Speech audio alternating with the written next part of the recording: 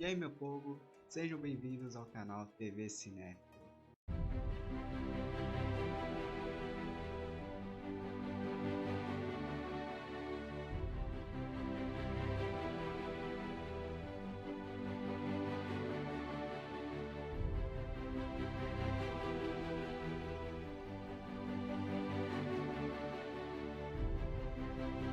E como vocês bem sabem, hoje é o dia da criançada e eu resolvi comentar sobre um filme que marcou muito a minha infância e eu recomendo demais. Hoje eu vou falar sobre A Casa dos Contos de Fada. Mas antes de começar o vídeo, eu gostaria muito que todos que acompanham o canal realmente conferissem esse filme e até mesmo conferissem antes do vídeo em si, porque realmente esse filme marcou muito a minha infância. Eu tenho várias memórias boas com ele.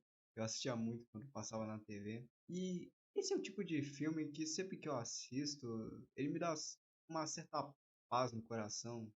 Sabe aquela sensação que nem você ter segurado um bebê e tal, aquele conforto natural. Eu recomendo muito que você assista ele. Ele tá completinho no Prime Video, dublado em português. Confira antes do vídeo, por favor. É só isso que eu peço. Indo para a sinopse do filme, Nathaniel é um garotinho de 7 anos que ainda não aprendeu a ler, e junto com sua família eles vão para a casa de sua falecida tia-avó, Eleanor, e Nathaniel acaba herdando toda a coleção de livros de sua tia.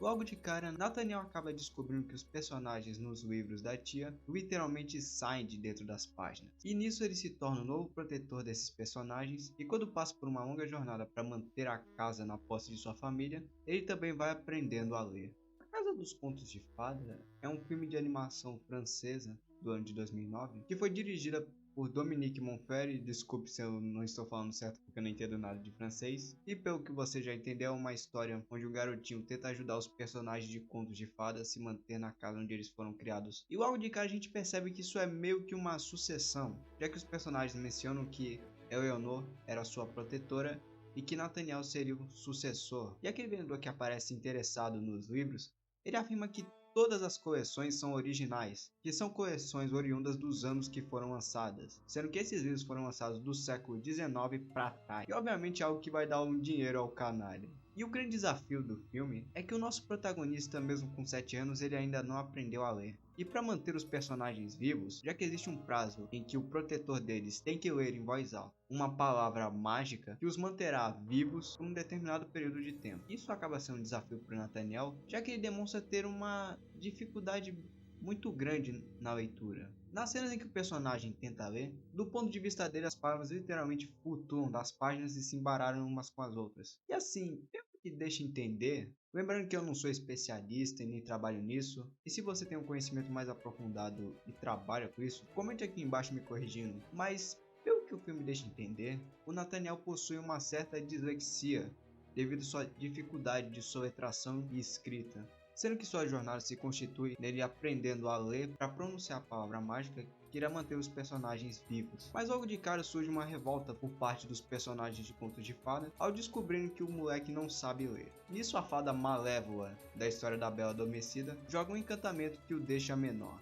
E a fada é demonstrada como uma pessoa rancorosa e amarga, sendo ela sempre excluída de todas as ocasiões pelos outros personagens. E mesmo que ela saiba que vai morrer, basicamente ela quer que todos morram junto com ela. Isso acaba aumentando mais a dificuldade do protagonista, em que ao mesmo tempo que ele tem que aprender a ler, ele acaba tendo que lidar com perigos maiores devido ao seu tamanho, como naquela cena que eles lutam contra o caranguejo na praia, ou nos momentos em que o ogro tenta devorá-lo. Uma coisa que é incrível na animação, essa animação possui um designer incrível, sendo os traços extremamente fluidos, em alguns momentos usando 3D, mas só em objetos inanimados como as portas e os livros, e não é algo que causa uma estranheza, na verdade ele complementa a animação. E eu não sei você, mas a minha impressão enquanto eu assisti esse filme é que ele me parecia muito aquelas pinturas, sabe, mais surrealistas dos anos 30, com uma animação extremamente fluida, em que os personagens, mesmo tendo traços simples, cada um possui seus caracteres, você consegue distingui-los só de olhar. E outro ponto interessante sobre o design é que nos personagens de contos de fada, os seus caracteres, mesmo com o traço da animação sendo mais simples, eles foram desenhados relembrando as descrições originais das histórias que foram escritas, como o Pinóquio, por exemplo, que muita gente vai se lembrar da versão da Disney, mas aqui ele é um bonequinho de madeira. A trilha sonora também é um trabalho impecável desse filme, sendo que a todo momento